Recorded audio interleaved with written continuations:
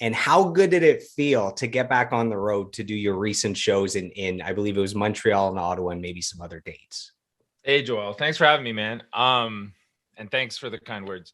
Uh, Man, it was great. It was great because you kind of like were thinking the last 2 years, like, is it going to be the same, or like when we do play, is it going to feel like people have to stand in a designated circle on the ground away from everybody? Like, how is this going to work? Are we going to wear plastic sheets? I didn't know. Hazmat So suits? yeah, like so it was beautiful. Like we went out to Montreal, and I haven't been to Montreal probably in 3 years, and it just had that feeling. And our first gig this year was at Supermarket, coming into it, and we'd booked it, around New Year's or somewhere near there, and it had to get canceled because there was that third wave. And which was really disappointing because we were getting momentum and it was like getting exciting. And so then it's like, oh, you got to move it, and you kind of lose that initial momentum of that show. But the cool thing was when we played for everybody, you can feel a sort of like, especially coming right out of the quarantine or whatever you'd call it. It was like people were like, give us something. We want this, and we all the musicians are like, yeah, we really want this too. And it was like just such an obvious exchange where everybody just really knew that they wanted to be there and do it. And so it's been like that. And I think that's really beautiful. It's like the value of music has kind of had a chance, live music has had a chance to be kind of tested. And I think people are like, yeah, this is good for the soul, on both sides, the stage and in the audience. You could Yeah. feel probably a sense of release from the crowd and a sense of appreciation for the live music, because there are points where, you know, over the last 2 years where you didn't know if live music would ever come back, right? Yeah. Before the vaccines and before all that. Yeah, which is, traumatic, right? Like especially when you're for a lot of artists and musicians, we're built of experiences. Like music are like concrete bricks in our personality, in our life, and things that have got us through tough times. And I think it's much more expansive and beautiful than something you lean on, but it is something you lean on in tough times, and it's like to have this tough time where you can't lean on it. It was strange. And for me, I didn't have the urge to suddenly just start posting and creating at home during the pandemic. Like I wasn't like, oh, I'm going to keep up my content and I'm going to make things. And because you're kind of like, what is happening here? And for me personally, the way I am as an artist or sort of a reflective person, I had to take a step back. Like I had to just kind of go like, what is this? What does this mean to me? And you sort of hear the echoes of your own insides kind of going off, and you're like, okay, let's think about this.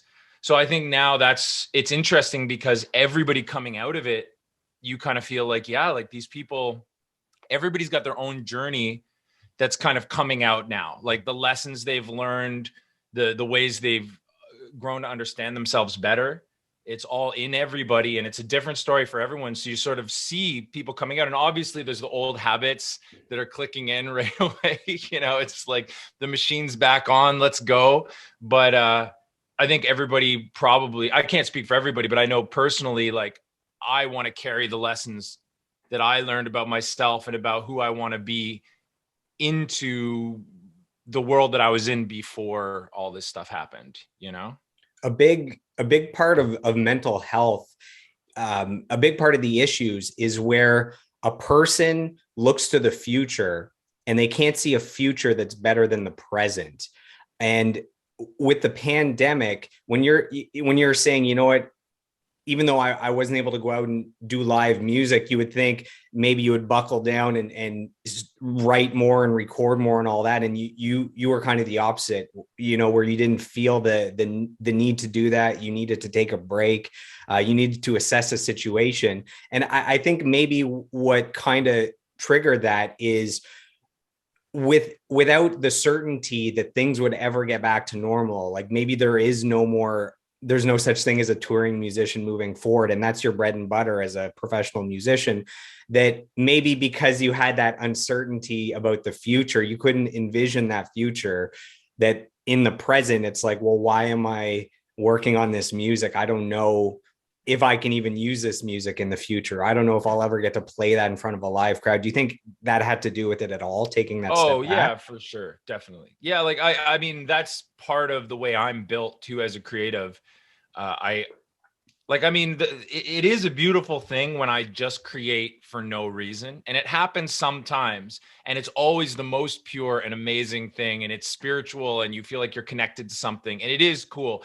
But I would say there's always this driving force of like, I like to have a goal ahead of me. I like to have a canvas to paint into, because otherwise it's just too wild. Like you're in space just floating around. Like it's like, to me, knowing I have a show coming up or knowing that I decided to make a record, like I am going to make this record, as opposed to like, I'm going to just write some songs and maybe one day they'll end up on a record. Like that's not how it happens for me. And, you know, with social media, like I've kind of been there since its inception. Right. So it's like, as I go through it and as it evolves or devolves or whatever's happening, you know, it's kind of like, you kind of, it's clearly there's like such functional things about it, and clearly like our whole like, you know, mankind is evolving into this kind of like, this is part of our social hit now, is like, this is how we connect to each other, this is where we look for those things that, you know, we used to look for just by being in a tribe or being around people, you know. And now it's like, you know, how many likes do you have, or you getting shared or this or that.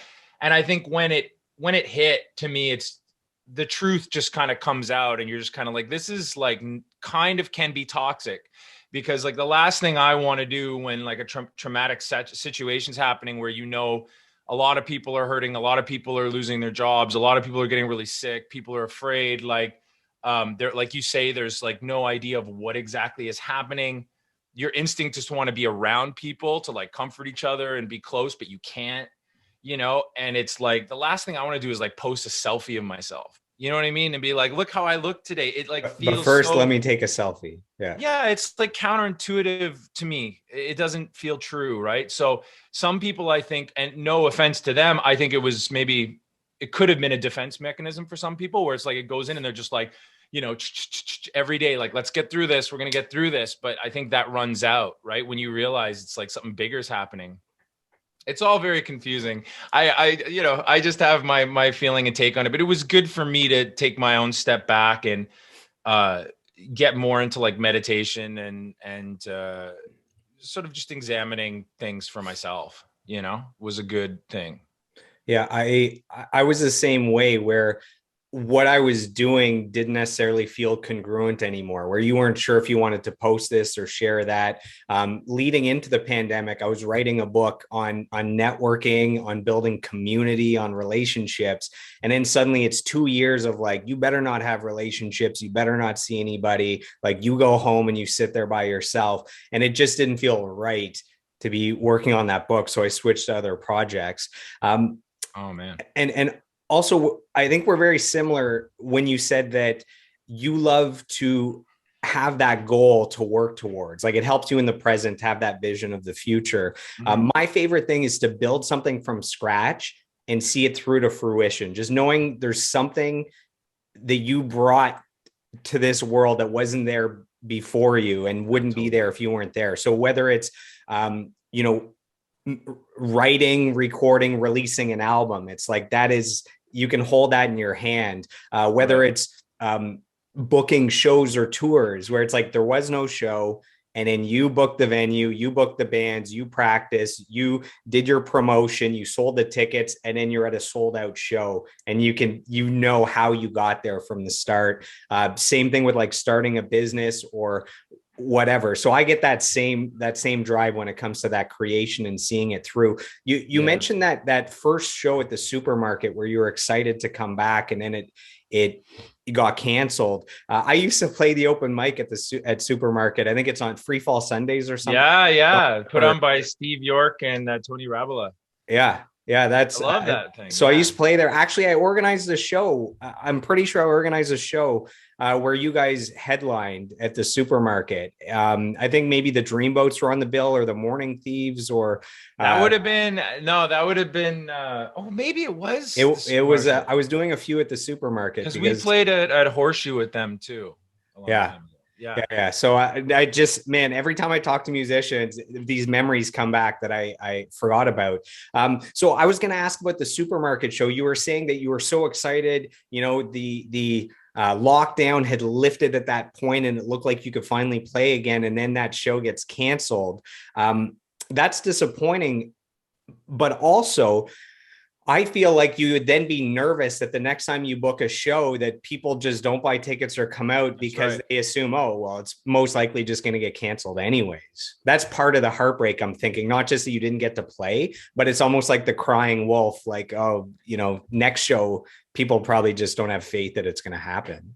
Yeah, or people are afraid that it's unsafe, Oh, that's or true. like it's hard to tell what's like even the supermarket, like the second time, well, when it reopened, our show in February that was the reschedule from the New Year's, it was like we had a snowstorm that night, and I know there were people who were like, we're not gonna come also because sorry, they're coming after me. Toronto living. Yeah. Um but like, yeah, there was the snowstorm, and then there was like, people who just, I think, maybe have a family member who has like some immunity stuff, or and they're like, I don't know if I'm ready to try this until I get the third vaccine or whatever it was.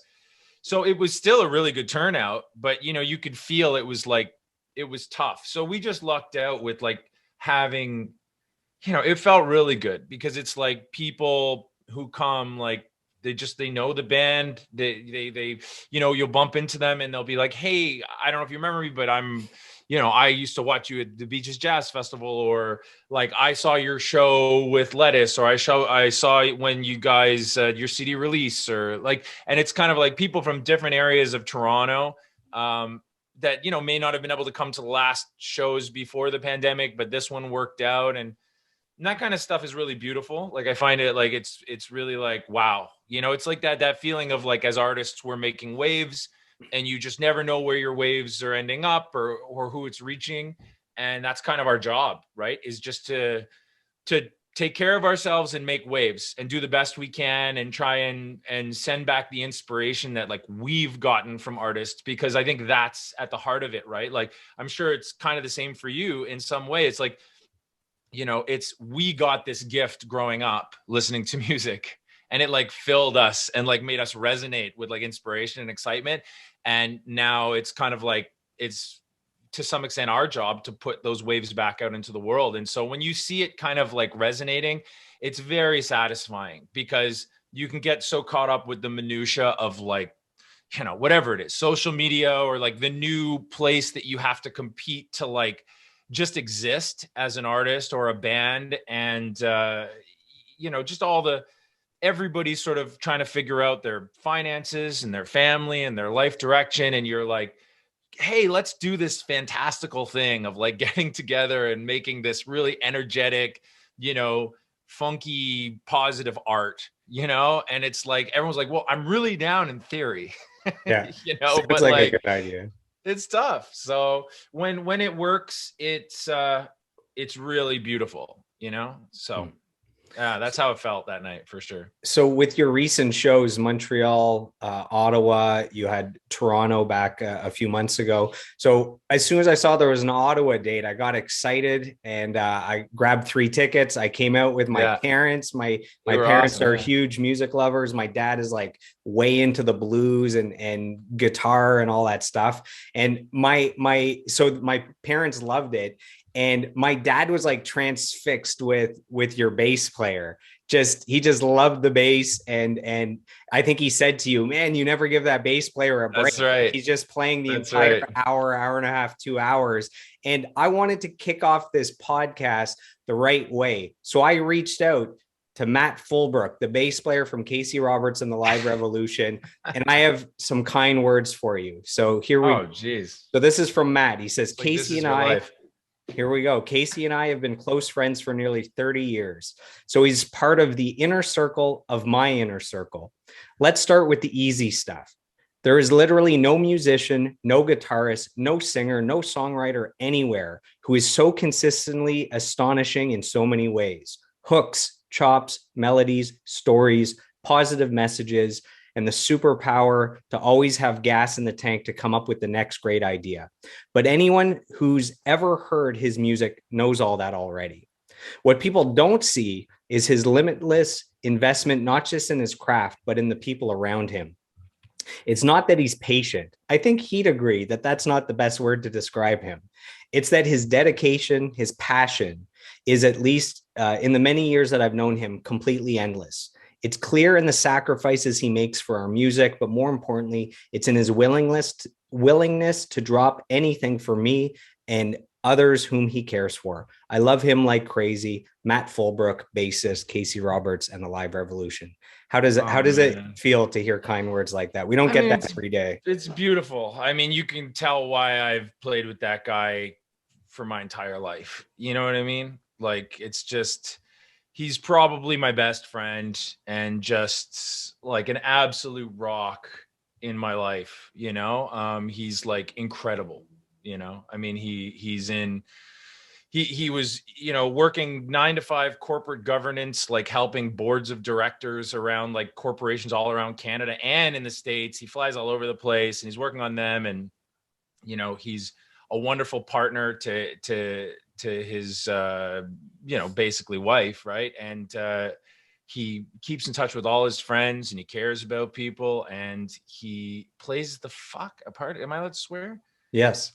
Okay, he plays the fuck out of the bass. And like he's played the fuck out of the bass since I met him, I which feel was when sorry we for his bass. He plays so hard. yeah, his bass, but he takes care of his bass afterwards. There's like he It's a checks love in with it hate. Yeah. afterwards. So anyway, he yeah, like I met him when we were 15 and it was like, you know, I went to North Toronto High School and I forget where he went, wherever that school is around Forest Hillish or somewhere around that area.